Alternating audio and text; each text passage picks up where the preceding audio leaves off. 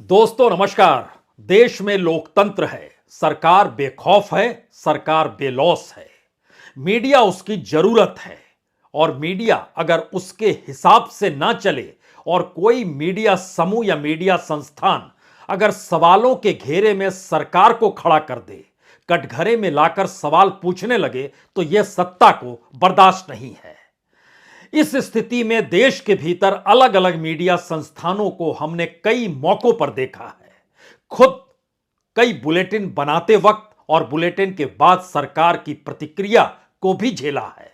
लेकिन अब सवाल बीबीसी का है। बीबीसी का दफ्तर दिल्ली में कनॉट प्लेस से सटे हुए कस्तूरबा गांधी मार्ग में हिंदुस्तान टाइम्स की उस इमारत में है जो एक लिहाज से दिल्ली का दिल लुटियंस दिल्ली के बीच में कहा जाता है, और दूसरी तरफ मुंबई के भीतर पश्चिमी खार का इलाका, वहां पर बीबीसी का दफ्तर है।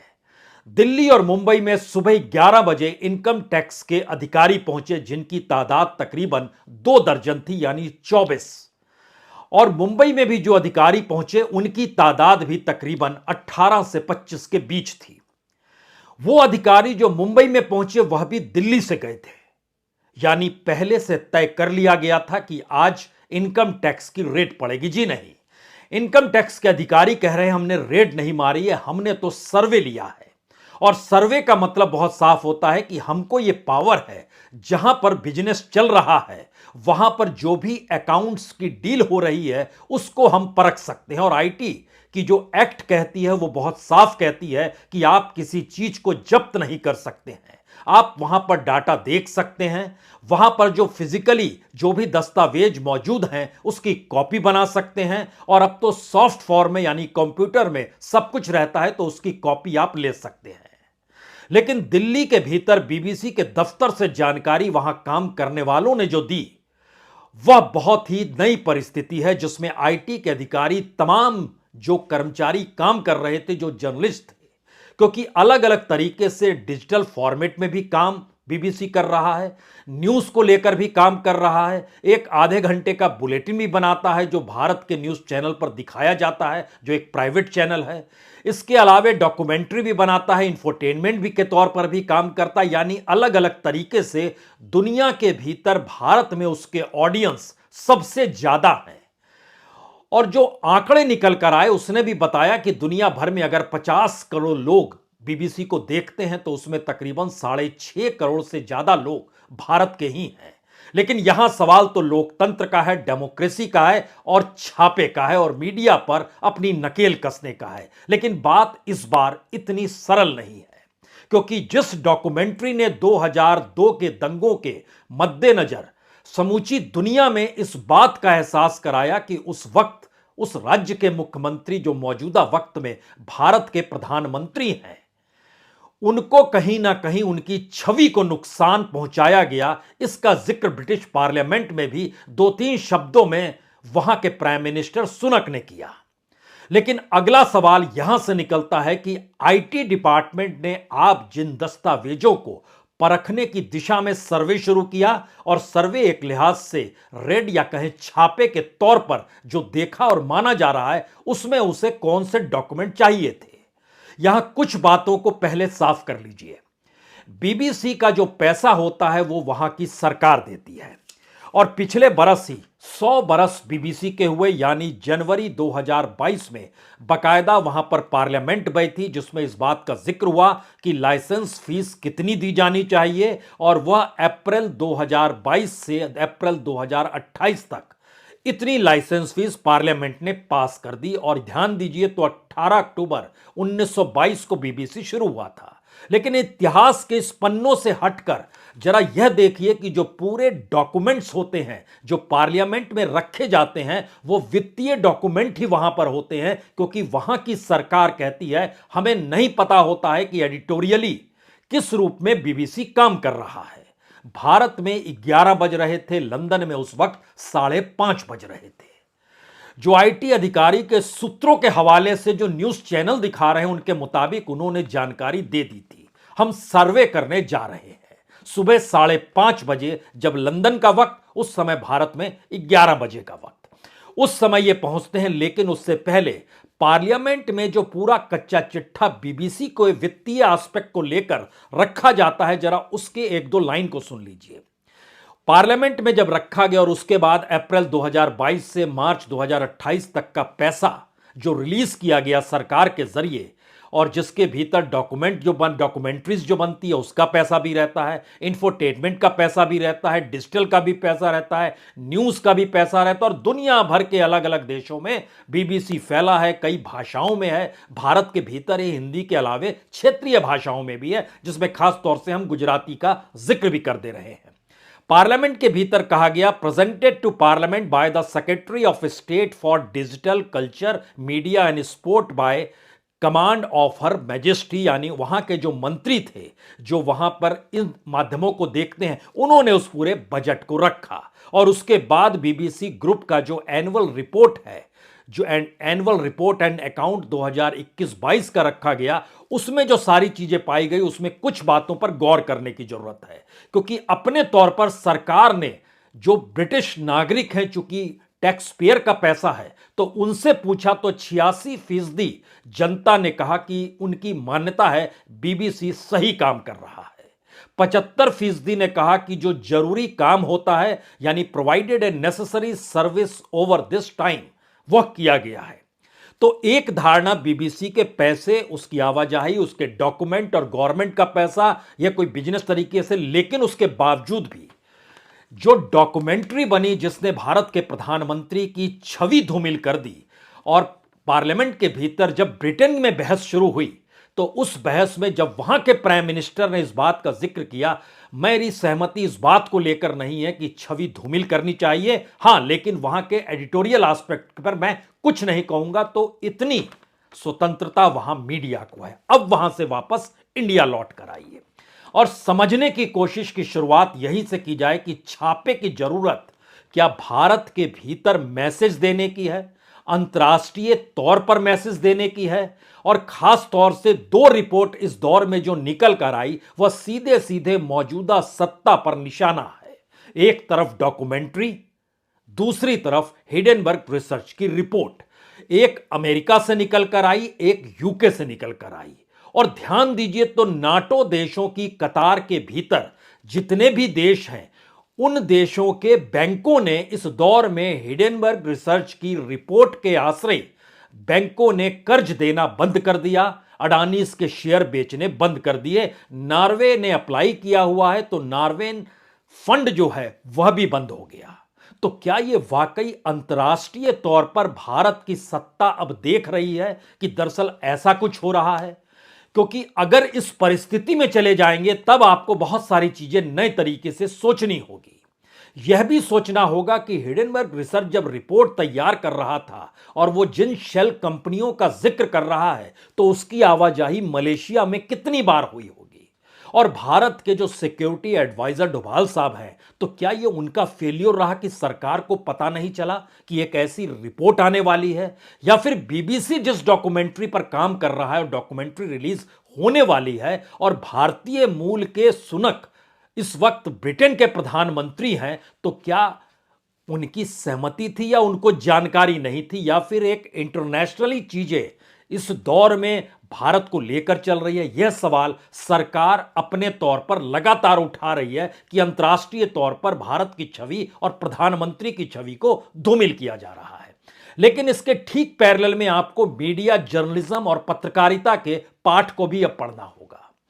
बीबीसी की अपनी पहचान अंतर्राष्ट्रीय तौर पर किसी भी डेमोक्रेटिक कंट्री के भीतर इस तरीके से छापे मारने को लेकर या बैन को लेकर नहीं रही है। यूक्रेन पर जब रशिया ने हमला किया तो रशिया में बैन कर दिया गया बीबीसी को। चाइना ने भी उसी अंदाज में बीबीसी पर बैन करने की परिस्थितियां पैदा कर दी।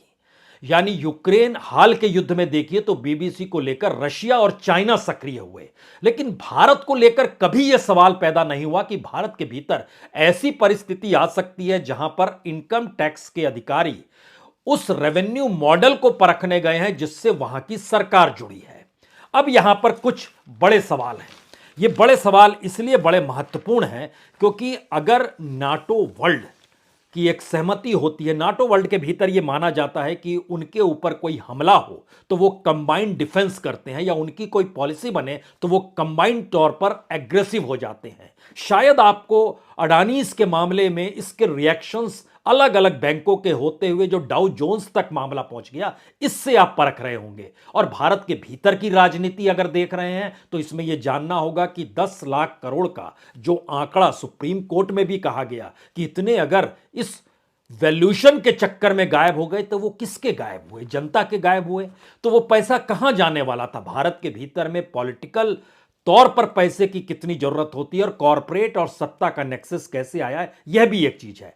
लेकिन फिर लौटिए बीबीसी की उस परिस्थिति में जहां पर छापा मारा गया तो मैसेज एक ही गया कि दरअसल बीबीसी इनकम टैक्स का वायलेशन कर रही है। पहला मैसेज यह है। दूसरा यह है कि वो ब्लैकमेल करती है। तीसरा है कि टैक्स इन्वेशन के साथ वो एक एजेंडा जर्नलिज्म करती है। अब सवाल यह है कि वर्ल्ड वाइड बीबीसी को लेकर मैसेज अगर भारत से यह जा रहा है, और इस बीच में बीबीसी को लेकर जो बीजेपी के प्रवक्ता हैं उन्होंने भी साफ तौर पर आकर जब जिक्र कर दिया कि दरअसल किस तरीके से यह एजेंडा चलाता है, सबसे करप्ट कॉरपोरेशन है, और इन सब के साथ पॉलिटिकल तौर पर भी कांग्रेस के साथ जो जोड़ा गया, और उसमें एक सांसद ने ट्वीट भी कर दिया बीजेपी के राठौड़ ने कि दरअसल एओ ह्यूम की पार्टी कांग्रेस और वो एजेंडा चला रही है। तो दो मैसेज अंतर्राष्ट्रीय तौर पर भी गए। एक तो भारत की अपनी पॉलिटिक्स के भीतर पहला सवाल मोदी सत्ता को लेकर आया, क्या बीबीसी की मौजूदगी ब्लैकमेल करने की है? वो टैक्स इन्वेशन कर रही है, वो एजेंडा जर्नलिज्म चलाती है। यानी किसी भी सिक्के के दो ही पहलू होते हैं, हेड और टेल।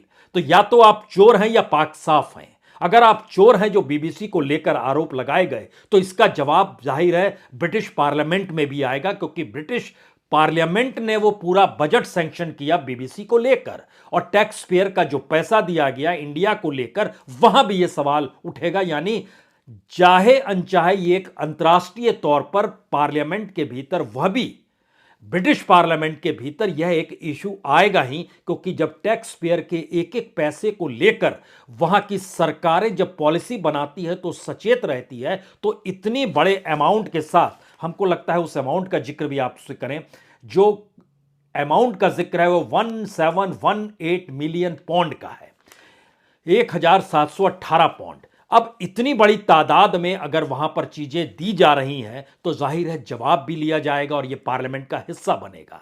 तब अगला सवाल आएगा कि क्या इस दौर में जो इंटरनेशनल पॉलिसी भारत की है, यानी विदेश नीति है, उसमें यह मानकर चल रही है कि वेस्टर्न वर्ल्ड भारत की सत्ता को डिस्टर्ब कर रहा है, और उस डिस्टर्बेंस के मातहत बीबीसी एक रोल प्ले कर रही है, और डॉक्यूमेंट्री उसी का हिस्सा थी। और इन सब के बीच आईटी डिपार्टमेंट दरअसल परखने गई थी कि दरअसल उसके अपने पैसे सही है या नहीं है।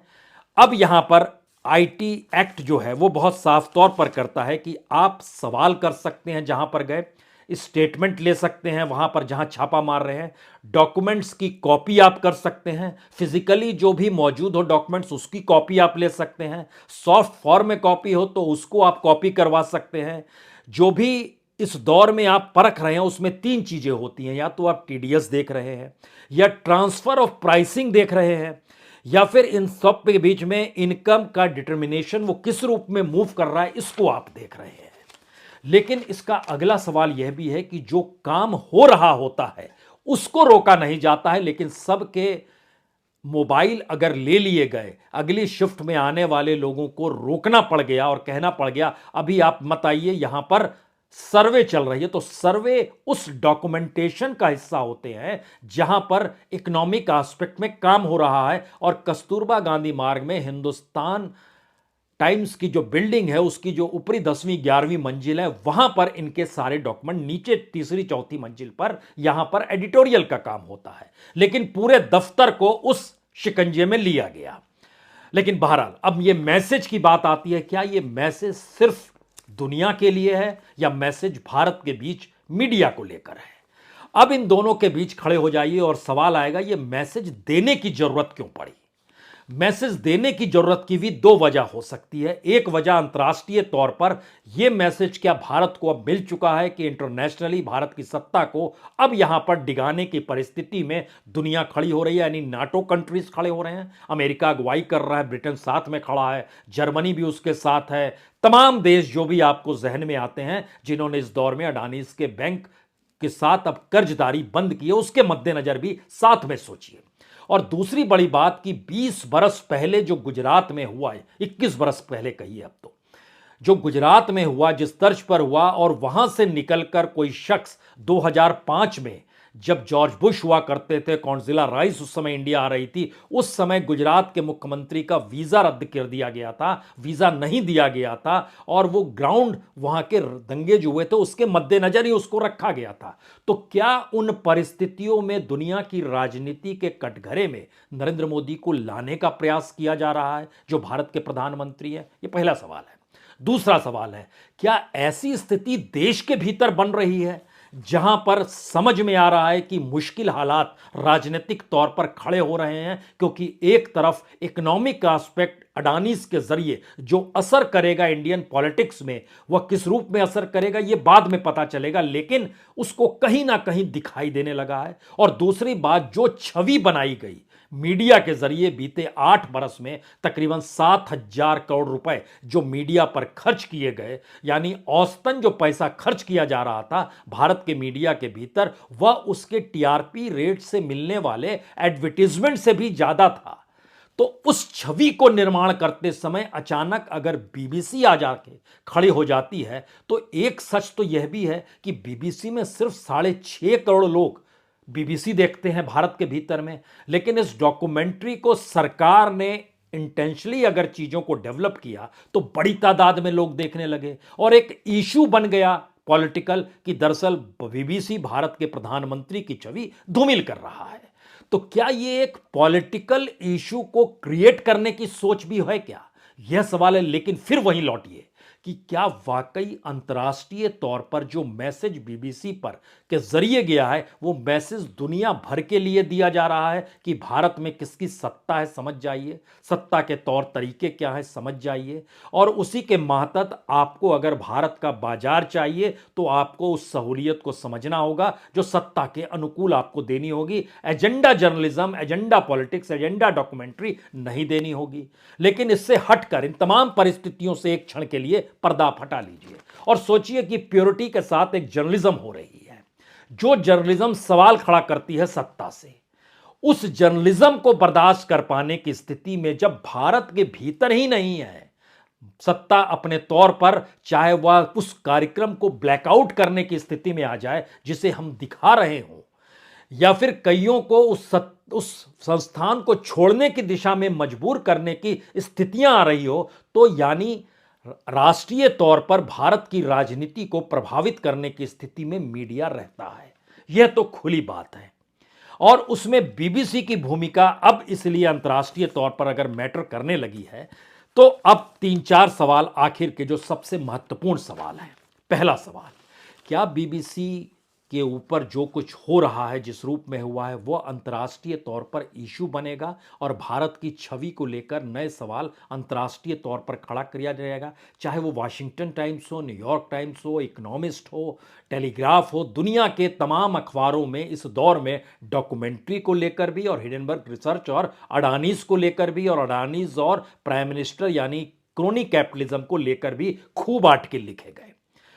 अगला सवाल यह है कि देश के भीतर क्या राजनीतिक जमी मौजूदा वक्त में सत्ता की खिसक रही है? उसको यह डर लगने लगा है कि अगर ऐसे इशू काम नहीं करेंगे जिन इशू के आश्रय अभी तक सियासत पाई गई, जिसमें जाहिर है बार बार कांग्रेस पार्टी हिंदू मुस्लिम जो आरोप लगा रही है सीधे तौर पर, अगर वह भी वर्क नहीं करें, यानी उन्माद पूर्वक राजनीति जो धर्म के आश्रय लेकर चलती हो और हिंदू मुस्लिम के आश्रय वोटों का ध्रुवीकरण करती हो, क्या वह भी 2024 तक कहीं फेल तो नहीं हो रहा है? और भारत के भीतर की परिस्थिति अगर 3 राज्यों को देखें, उसमें एक महाराष्ट्र है, एक पंजाब है और एक बिहार है। 2019 तक यहां के 3 बड़े प्लेयर के साथ बीजेपी का गठबंधन था, और इन तीनों जगहों की सीट को अगर मिला दीजिएगा तो तकरीबन 100 सीट बैठती है। अब अकेले इन जगहों पर चुनाव लड़ना है, यानी पॉलिटिकल क्राइसिस के भीतर इश्यूज को, मुद्दों को पैदा करना और मुद्दों के आश्रय राजनीति में जीत के घोड़े पर सवार होना, क्या सिर्फ इसी दृष्टि से देखा जाए या बहुत परम पूजनीय प्रोसेस के आश्रय इस बात को परखा जाए? जी नहीं। आईटी को जानकारी मिली, आईटी ने कहा हम जांच करेंगे, वहां पर एक सर्वे करने जाते हैं और उस सर्वे के तहत हम ये काम करेंगे, लेकिन ये काम जो आईटी एक्ट कहता है उससे हटकर भी वहां का कामकाज का बंद होना, जिसका कोई फाइनेंशियल एस्पेक्ट से लेना नहीं है, उनका काम सिर्फ खबरों को देना था, उनको भी रोक देना, उनके मोबाइल्स को भी अपने पास रख लेना कि कोई आदान प्रदान नहीं हो, छिटपुट चीजें निकल कर भी आ गई, वहां किस रूप में क्या कहा जा रहा है, बोला जा रहा है, लेकिन बाद में सब कुछ कब्जे में कर लिया गया। यानी उस पूरे दफ्तर को, जिसका काम न्यूज देना है और जिसका काम जर्नलिज्म से जुड़ा हुआ है, उसको रोककर उसके ठीक समानांतर उन फाइनेंशियल डॉक्यूमेंट की तलाश, जिस फाइनेंशियल डॉक्यूमेंट का पूरा कच्चा चिट्ठा पार्लियामेंट के भीतर हर बरस रखा जाता है और इस बार भी रखा गया, और उसके बाद ही 2028 तक का बजट वहां की पार्लियामेंट ने पास किया। यानी यह एक अगर मुनाफे वाली कंपनी के तौर पर नहीं है और एक सरकार के द्वारा दी जा रहे बजट पर चलती है, तो सवाल यह भी है कि जो पैसा दे रहा है क्या उनकी जानकारी में यह था या नहीं था? यही सबसे बड़ा सवाल है, या इंडिविजुअल लेवल पर अपने तरीके से काम किया गया? जो जानकारी हमारे इस बुलेटिन को बनाते हुए आ रही है उसमें तमाम कंप्यूटर को पास रख लिया गया है, सारे डाटा निकाले जा रहे हैं, तमाम फाइल्स को अपने पास रखा गया, उसकी कॉपी की जा रही है, जो भी तमाम मोबाइल्स हैं उसके जो भी व्हाट्सएप और सारी चीज़ें हैं उसको भी परखा जा रहा है। और इस दौर में जो डॉक्यूमेंट्री है, डिजिटल है, नॉन फिक्शन पे काम करने वाले जो फाइलें हैं, इंफोटेनमेंट का काम है, न्यूज़ को लेकर जो फाइल है, इन सारी चीज़ों को लेकर परखा और समझा जा रहा है और जाना जा रहा है कि दरअसल रिकॉर्ड्स क्या कहते हैं, रिकॉर्ड्स क्या कहते हैं, जर्नलिज्म क्या कहती है, डेमोक्रेसी का मतलब क्या है। शायद यह इसकी एक शुरुआत है। शुक्रिया, बहुत बहुत शुक्रिया।